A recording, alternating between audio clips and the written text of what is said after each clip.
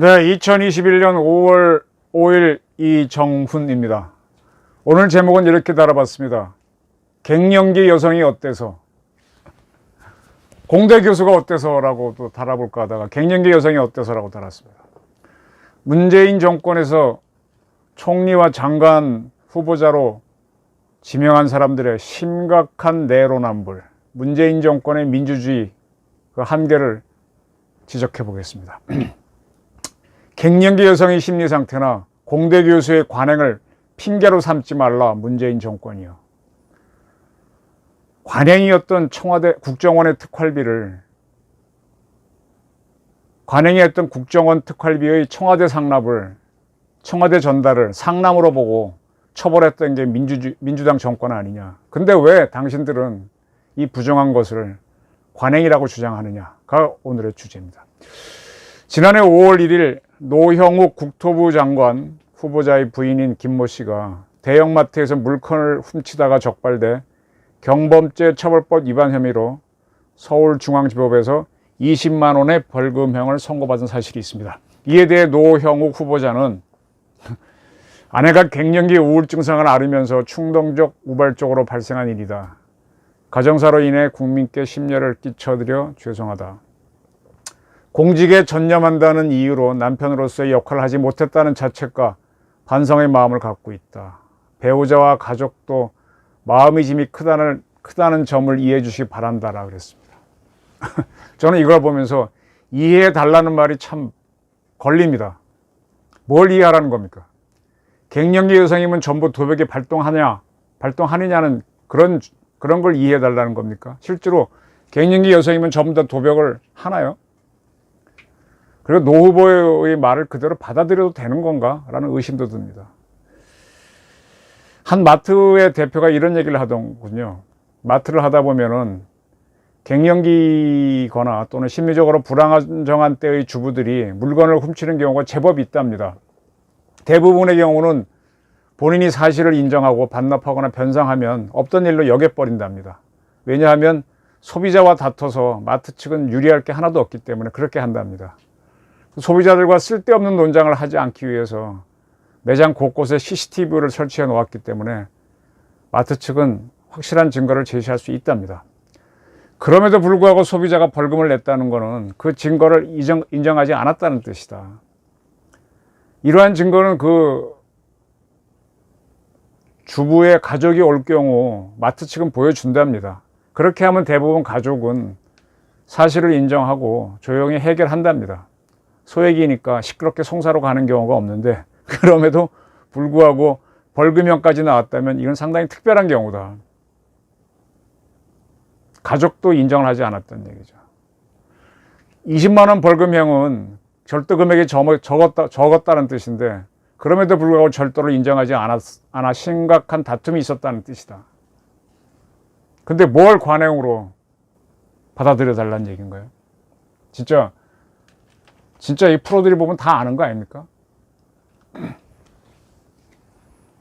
갱년기 증후군은 50대 여성이면 거의 다 겪는 현상인데 그렇다고 모든 여성들이 그 나이에 뭐 이렇게 심한 문제를 일으키나요? 뭐 어쩌다 훔칠 수 있다고 하더라도 조용히 다 해결하지 이렇게 법적인 다툼으로 가나요?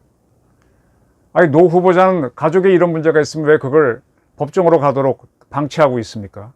치국을 하겠다는 사람이. 중국에서 나온 고전 중에 하나 대학의 경물치지, 성의정심, 수신제가 치국 평천하는 아마 많은 분들이 아실 겁니다. 장관을 하는 사람은 치국 정도 하는 사람으로 볼 수 있겠죠. 평천하는 아니고. 그러려면 재가를 해야 되지 않습니까? 재가를 하기 위해서는 바르게 마음을 쓰는 정심, 바를 정자 마음심을 해야 되는 거 아닌가요? 뭐 상식인데 뭘 더 얘기합니까? 사춘기 청소년들이 사고를 낸다. 예. 욱하는 성질이 있죠. 그 나이 때. 호르몬도 강력해지니까. 그렇다고 모든 청소년이 사고를 냅니까? 어른 되고 나서 보니까 모든 애들이 사고 안 치는 거 알잖아요. 모두가 사고 내는 거 아니잖아요. 갱년기의 여성 심리 상태가 불안정하다는 건 알지만 그렇게 해서 큰 다툼이 있었던 걸 이해해 달라고 하는 거를 우리가 이해해야 됩니까? 참 저는 좀 개인적으로는 비겁하다고 봅니다. 노 후보자의 재산 공개 사항을 보니까 아파트 포함해서 12억 9천만 원의 부동산을 갖고 있다 그러고, 동사는 노 후보자가 6억 3천만 원, 배우자는 5,500만 원 있다고 하네요. 있을 만큼 있네요. 내일하고 모레는 김부겸 국무총리 후보자 청문회가 열립니다. 근데 이 김부겸 씨, 저는 김부겸 씨 직접 만난 적은 없는데, 이분이 서울대 정치과 나왔는데 그 동기분들이나 후배분들이 상당히 괜찮은 사람이라는 얘기를 많이 해서 저는 좋은 사람을 봤었어요. 근데 요 근래 좀 하는 거 보니까 어이씨 저거밖에 안 되나 하는 생각이 많이 드는데, 뭐 그건 그거고, 이분이 그 차량을 갖고 있는데 상습적으로 체납을 해서 32번이나 압류를 당했답니다. 그의 자동차 등록 원부회를 보니까 국회의원 하던 2007년 그의 명의로 된 SM525 과태료 체납으로 3차례 압류됐고, 부인 명의 소나타2 2.0 골드죠, 21번 압류됐다가 2차 매각하면서 해제가 됐고, 그 다음에 다시 부인 명으로 산 뉴 EF 소나타와 티코도 체납으로 압류된 사실이 있습니다. 부인 명의 차량은 총 29번, 본인 명의는 3번 압류가 됐습니다. 이에 대해 김부겸 후보자는 후보자 및 배우자 또는 직계 존비속 등이 건강보험료, 군인연금 등 사회보험료를 체납한 경력이 있는가? 라는 질문에 없다. 직계 존비속 일가 등에 관한 사항은 사생활 침해 등의 우려가 있어 확인하지 못했음을 양해해 주기 바란다. 라고 답변했습니다. 다시 범칙금이나 과태료를 체납한 경력이 있느냐라는 질문에는 체납한 적은 있지만 미납된 내역은 없다. 청문회장에서 직접 설명할 것이다. 라고 그랬습니다. 국회 인사청문회에서 후보자가 허위 답변하거나 서면으로 허위 답변을 한 경우 처벌하는 규정은 없습니다. 설명하면 되겠죠. 자, 저는 한번 제가 지적했던 건데 상당히 헌법 위반 사실도 발견됩니다. 자, 이번에 김부겸 총리 후보자와 더불어 5명의 장관 후보자가 지명이 됐는데, 이 5명의 장관 후보자는 김부겸 씨가 국무총리가 되면 같이 일할 사람이죠. 그죠? 이번에 뭐 청문회 하나마나 대통령이 임명하면 그만이니까, 늘 그래 왔으니까, 뭐 30명인가 이미 그 통과됐으니까요. 그러면 김부겸 씨가 총리가 되면 이번에 장관 후보자가 된 5명도 이제 장관이 될 텐데, 이 5명의 장관 후보자를 누가 추천했느냐를 한번 봐야 됩니다. 왜냐? 헌법 87조 국무위원은 국무총리의 제청으로 대통령이 임명한다라고 되어 있습니다. 94조에는 똑같이 행정각부의 장은 국무위원 중에서 국무총리의 제청으로 대통령이 임명한다라고 되어 있습니다. 이 제청은 누차 말씀드리지만은 추천과 거의 뜻이 같습니다. 국무총리가 추천하면 대통령이 임명합니다. 그럼 김부겸 씨가 이번에 총리가 되면 이 5명의 장관 후보자도 장관이 될 텐데, 이 5명을 김부겸 씨가 총리가 되고 난 다음에 나 이들을 국무위원이나 또는 장관을 해주시라고 제청해야 되는 게 옳잖아요. 근데 왜 대통령이 이들을 지명했냐 이거예요. 이렇게 지적하면은 전임자인 정세균 총리가 그들을 제청했다라고 주장하겠죠. 근데 그 정세균 씨는 이미 사표 쓰고 나갔지 않습니까? 이 사람은 국무총리 할 사람이 아닌데 이렇게 얘기하면 이건 말장난이죠. 그래서 이렇게 이번 인사 자체가 심각한 헌법 위반이라는 겁니다. 이것도 관행이었어요. 관행을 바로 잡아야지. 근데 관행 따라가면서 과거 정권이 박근혜 정부의 한 관행은 왜 이렇게 때려잡았냐 이거예요. 내로남불. 근데 문재인 정권에서는요, 이 제청을 제대로 한 사실이 있습니다. 최재형 감사원장이 보여줬죠. 이번에 검찰총장 된 김호수 씨를 문재인 대통령이 감사위원으로 임명해달라, 제청해달라 그랬을 때 헌법에 따라서 이 최재형 감사원장은 자기가 제청하게 돼 있잖아요. 제청 안 해줬습니다. 그 제청권이 나한테 있다라고 하면서 안 해줬어요. 제대로 헌법으로 한 걸 보여줬잖아요. 그것 때문에 문재인 대통령은 애를 먹었지만 헌법대로 해야 되는 걸 봤음에도 불구하고 김부겸 씨를 총리로 임명해놓고 나서 5개 부처 장관을 추천받아서 임명해야지 왜 자기 마음대로 하냐 이거예요. 헌법 위반하냐 이거예요. 이거 이번 청문회에서 제대로 따졌으면 좋겠습니다. 대한민국이 바로 가기 위해서. 김부겸 후보자는 이런 일도 있습니다. 이명박 정권 때죠. 18대 국회의원 그가 했는데 외고 폐지를 담은 초중등 교육법 일부 개정안을 공동 발의한 사실이 있습니다. 대표 발의는 김진표 의원이 했죠. 2010년 1월 달에 이 법안을 발의했는데, 그리고 두 달 뒤 그의 세 번째 딸, 3년은 경기 외고에 입학했습니다. 이건 뭐예요? 외고 없애자 그래 놓고 자기 딸 외고에 보내면 어떡해. 그리고 이 법안은 18대 국회가 2012년에 끝나나? 그때 임기 만료로 자동 폐기됐습니다. 열심히 밀지도 않았구만. 근데 이런 법안을 왜 발의해? 이런 양반을 뭐하러 국무총리 시키냔 말이에요. 이 법안을 조금 더 알아봤습니다. 김준표 의원이 대표 발의했는데, 외고, 국제고, 특목고, 특성화고 등을 일원화해서 혁신형 자율학교, 일반계 고등학교, 전문계 고등학교, 자율학교, 영재학교 등으로 단순화하자는 게 주 내용입니다. 특성화 중학교, 특성화고, 특목고, 자율학교, 자율형 사립고를 혁신형 자율학교로 지정 고시하자라, 그런 내용이었죠. 그러니까 외고도 혁신형 자율학교로 하자는 건데, 이에 대해 김진표 의원은 뭐라고 설명했었는가 하면, 혁신형 자율학교로는 선지원 후배정 하는 거다라 그랬습니다. 그리고 일반계고와 크게 다르지 않다라고 본인이 얘기했어요. 그게 뭐예요? 외고를 일반계 고등학교로 바꾸자는 거잖아요. 그리고 외고가 공교육을 황폐화시키고 입시 위주 교육을 만드는 주범이 되고 있다라고 그랬습니다. 이건 뭐 외고를 없애기 위해서 이 법을 만든 거죠. 졸업생의 25%가 만 어문계로 진학하는 것은 편법이다. 외고에 수술해야 된다고 그랬습니다. 분명히 외고를 없애기 위해서 그걸 만든 법안인데, 자기 딸을 같이 거기 공동 발의해놓고 김부겸 씨 자기 딸은 외고를 보냈습니다. 뭐가 안 맞죠. 그리고 임혜석 과학기술정보통신부 장관 후보자, 이대 교수한 사람이죠. 한국연구재단으로부터 지원받은 연구비를 해외 출장비로 썼다라는 의혹을 받고 있습니다. 국민의힘 정의용 의원이 임혜숙 씨가 한국연구재단으로부터, 아이고 나 참 모르겠다, QoS라고 읽어야 되나요? 통신서비스 품질 보장을 위한 GPU 기반 SDN 스위치 개발로 1억 원의 연구비를 지원받았습니다. 그리고 2010년 1월 스페인에서 우리나라의 대한전자공학회 주관으로 전자정보통신 분야 국제학술대회가 열리자 이 연구비 중에서 900만 원을 이 학회 참석비로 지출했습니다. 영수증 만들어 제출했다는 얘기죠. 호텔 비용, 비행기값, 뭐 음식값 이렇게 냈겠죠. 이 대한전자공학회가 주관한 이 학술대회의 주제는 인공지능 AI와 5G, 확장현실 등등이었습니다.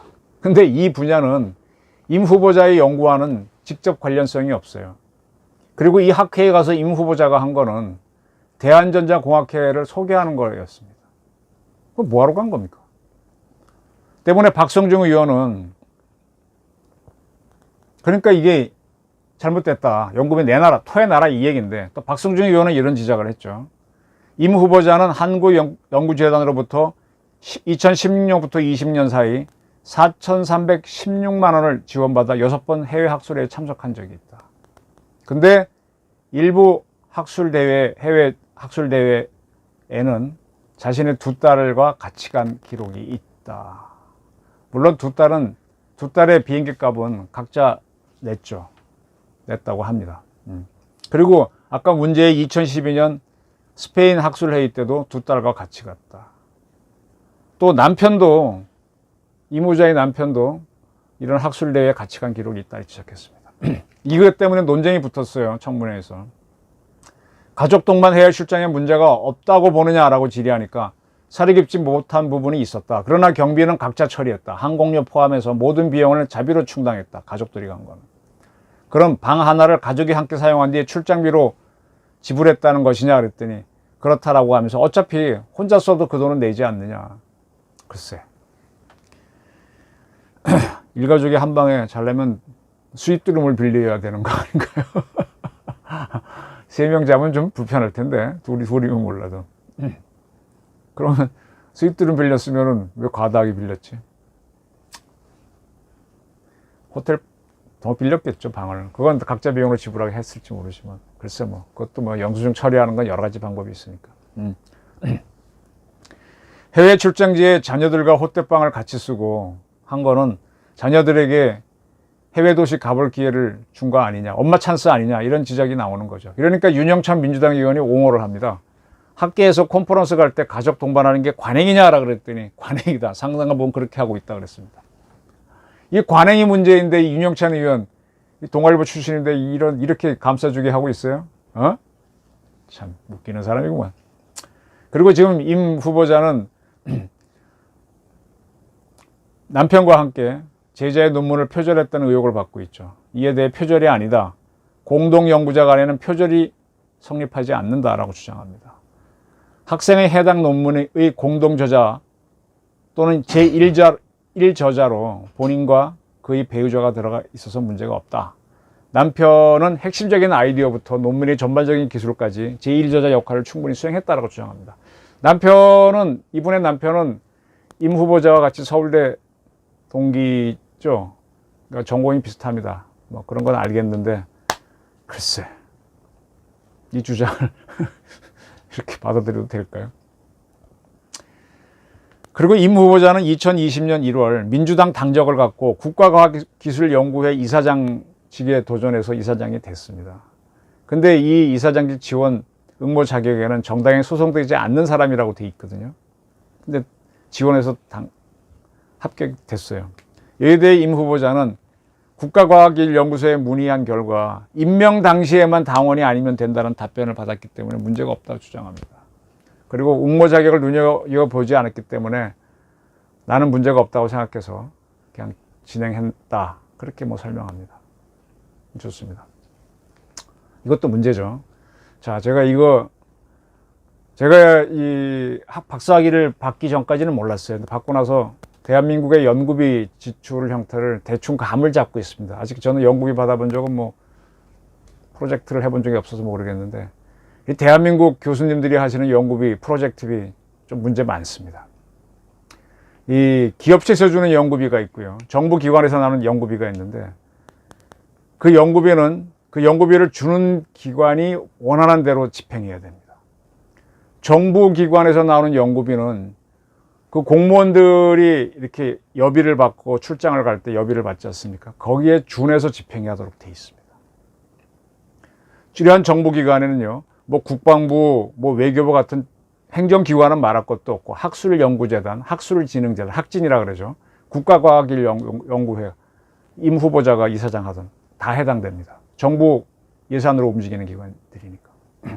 이 임 후보자가 이사장을 했던 국가과학기술연구회에서는 우리나라의 유명한 키스트 등 정부 출연 25개 연구기관, 과학기술 분야 연구기관을 지원해 주는 곳입니다. 이러한 곳에서 정부 이 기관으로부터 연구비를 받지 않습니까? 제대로 집행 못하면 토해놔야 됩니다. 근데 대한민국에서 하는 연구라는 게 제가 쭉 보니까 좀 웃기더라고요. 이번에 코로나 백신을 개발했는데, 미국하고 선진국, 강대국이 개발했는데, 그거는 없는 백신을 최초로 만든 거잖아요. 대한민국 연구기관들, 학자들은 이런 거 개발 못합니다. 이들이 연구 개발한 건 뭐냐? 미국에서 백신을 개발했으면 나중에 공개될 거 아니에요? 학술 자료. 그걸 보고 특허까지는 공개 안 되지만 우리도 한번 개발해 보는 겁니다. 모방 개발입니다. 미국에서 세계에서 잠수함 만들면 우리도 잠수함을 따라서 한번 개발해 보는 그런 식으로 우리 연구 개발입니다. 그러니까 이 연구 개발을 한다고 하면서 이미 그쪽 분야는 많이 기술이 또 발전했으니까 주로 뭐예요? 그 기술을 갖고 있는 해외 기업이나 연구소에 가서 자료를 받아오는 게 일이에요. 제로부터 할 이유가 없지 않습니까? 그러니까 어떡합니까? 심한 경우에는 나쁘게 얘기하면 사온다고 할 수도 있죠. 그죠? 그러니까 직접 연구하는 것보다는 출장 가는 게 더 많습니다. 네. 이게 대한민국 연구의 현실입니다. 아주 우리 그 ADD부터 항공우주연구원, 원자력연구원 말할 거 없이 많은 사람들, 제가 많이 지켜본 바에 따르면 해외 출장 가서 둘러보는 게 일이에요. 그러나 그건 좋아요. 우리가 어차피 한계가 있으니까. 근데 이때 가족을 동반하면 공무원 여비 규정 위반입니다. 이건 간단하게 설명하면 공무원들이 해외 출장 갈 때 가족 동반하던가요? 자비로 동반을 하더라도 그게 걸리면 그들은 문제가 됩니다. 감사에 걸립니다. 근데 학자들은 왜 가냐 이거예요. 가다 걸렸으면 관행이라 그럴 게 아니라 잘못했습니다 라고 해야지. 한 방에서 잤더라도 또 가서 밥 먹은 것 중에 일부는 가족들하고 먹은 걸 연구비로 해서 영수증 썼으면, 우리나라 연구비는 되게 출장비하고 먹고 자는 비용으로 나가니까 그거 토해내야죠. 공무원들은 감사를 받기 때문에 이걸 상당히 조심하고 안 합니다. 근데 학자들은 이렇게 하고 있을 거예요. 아주 많아요. 잘못된 관행을 없애자는 게 문재인 정권이었잖아요. 근데 관행이라고 왜 봐주자는 주장을 윤영찬 의원이 하냐 이거예요. 더군다나 대한민국 기자 출신이. 국가과학기술연구회도 이러한 관행이, 잘못된 관행 발견하면, 공무원 여비 규정과 어긋난 거 관행 발견하면 연구비 반납하게 합니다. 근데 여기서 이사장을 한 임 후보자가 이런 답변을 해요. 웃기는 소리입니다. 그리고 제가 쭉 보니까 학자들이 학진이나 이런 데서 연구비 받았다가 이런 식으로 집행해가지고 감사에 걸리잖아요. 연구비 토해넣느라고 막 툴툴대는 사람 여러 봤습니다. 그렇다면 임 후보자도 예외일 수는 없습니다. 이 사실을 하나 설명드릴게요. 황우석 박사가 굉장히 유명했었죠. 줄기세포. 근데 논문 조작을 했다. 그리고 그걸 숨기고 연구비 받아냈다라고 문제가 됐었죠. 황우석 씨가 연구비 횡령 및 논문 조작 혐의로 기소돼가지고 대법원에서 징역 1년 6월에 집행유예 2년 확정 판결을 받은 사실이 있습니다. 이건 범죄 행위가 될 수 있습니다. 2014년에 있었던 얘기죠. 또 박준영 해양부 장관 후보자 문제 좀 봅시다. 그가 영국에 근무할 때 외교관으로 신분으로 나갔겠죠. 도자기 1250개를 무관세로 갖고 왔습니다. 이게 말이 도자기지. 이거 굉장히 고가품입니다. 본 차이나 무슨 벼룩시장에서 샀다 그러는데, 벼룩시장에서 사면요 중고품이라서 이렇게 좀 깨진 것도 좀 있고 이나간 거 있습니다. 부인이 샀대, 부인이. 그리고 갖고 와서 일부를 판매하고 일부를 판매하려다 못 팔았답니다. 뭐 열심히 판 것 같지는 않은데 매일경제 기사를 보면. 근데 어쨌든 이 외교관 근무했던 사람들은 그 관세 없이 다 갖고 올 수 있거든요. 그래서 뭐 많이 갖고 와요. 예, 저도 압니다. 제 친구들도 있고 많이 아는데 뭐 해외에서 산 거 많이 갖고 옵니다. 근데 그 정도는 다 눈 감아주고 봐주는데 이걸 갖고 와서 팔았다 그러면 이게 문제가 되는 거죠. 과거 우리가 못 살던 시절 외교관들이 그렇게 갖고 온 물건을 여기서 많이 팔았습니다. 저도 압니다. 근데 그거 지금 거의 사라졌거든요. 파는 건 없어졌어요. 선물로 나눠주거나 뭐 가족끼리 쓰거나 그 정도죠. 개인 소장하거나 뭐 줬다면 문제가 없는데. 근데 바로 이 짓을 하고 있는 게 누구냐? 북한입니다. 북한 외교관들이 돈이 없으니까 갖고 와서 팔거든요. 그래서 매번 걸리죠. 그중에 밀수품, 뭐 마약도 하고 있으니까 문제죠. 그 대한민국 외교관들은 이건 하면 안 됩니다. 근데 이거를 부인이 갖고 와서 팔았다? 그걸 남편이 그대로 방관했다? 근데 무슨 취급을 한다 그래? 참. 장관 사퇴한다고 바로 나와야지. 문재인 정권은 아까 말씀드린 대로 국정원의 특활비를 청와대로 보낸 것. 여기에 대해서는 많은 사람들이 그 원래 청와대 돈이다 라고 하는데, 그 보낸 거를 국정원장이 자리 보전하기 위해서 대통령에게 상납한 것이다 라고 판단해서 박근혜 정부에서 국정원장 했던 세 사람을 모두 감옥에 보냈습니다. 관행이라고. 관행이었는데. 근데 이제 와서 문재인 정권의 장관 후보자들이나 총리 후보자들은 관행이라고 하는 거 이거 봐주자고 해요? 이러지 맙시다. 다시 말씀드리지만 황희석 교수 유죄 판결을 봐야 되고요. 이거 학자들도 다 압니다. 그래서 툭툭대면서 연구비 다 반납합니다. 걸리면. 이건 상식입니다. 외교관들이 밀수하지 말라는 것도 상식이고요. 북한 외교관들이 마약, 위패까지 밀수하다 걸려갖고 망신당하고 국제제재 받는 거는 국제적인 상식입니다. 우리 외교관들 갖고 와서 팔면 안 됩니다. 본인이 컬렉션 하는 건 뭐 봐줄 수 있지만. 그리고 다시 말하지만 문재인 대통령이 국무총리를 임명하기 전에 장관 후보자를 임의로 지명한 것도 명백한 헌법 위반입니다. 그럼에도 불구하고 또 아까 말씀드렸지만 갱년기를 핑계로 책임을 모면하는 장관 후보자. 이거 다 문제입니다. 박근혜 대통령을 탄핵한 정권이 이 정도라면 정말 한심한 거죠. 거꾸로 얘기하면 이 정부에서 장관을 임명하려고 많이 시도하는데 안 하겠다는 거야. 그런 사람들이 많아요. 또 여성 장관을 막 임명하려다 보니까 여성을 찾다 보니까 이렇게 문제가 생기는 겁니다. 사춘기 청소년이라고 다 사고 안 칩니다. 갱년기 여성이라고 다 문제 일으는 거 아닙니다. 근데 민주주의 하자는 정권이 왜 이 모양입니까? 왜 갱년기 여성 전체를 망신을 주나요? 외교관 전체를 왜 망신을 주나요? 문재인 정부 이래도 됩니까? 180석, 200석 가까이 있는 자기 세력이 있으니까 뭐 마음대로 임명을 하겠지. 근데 이게 뭡니까? 이게 뭡니까? 문재인 대통령 이게 뭡니까? 이번에 미국 가실 때 부인하고 같이 가실 건가요? 스가 총리는 혼자 갔는데 한번 지켜보겠습니다. 경청해 주셔서 감사합니다.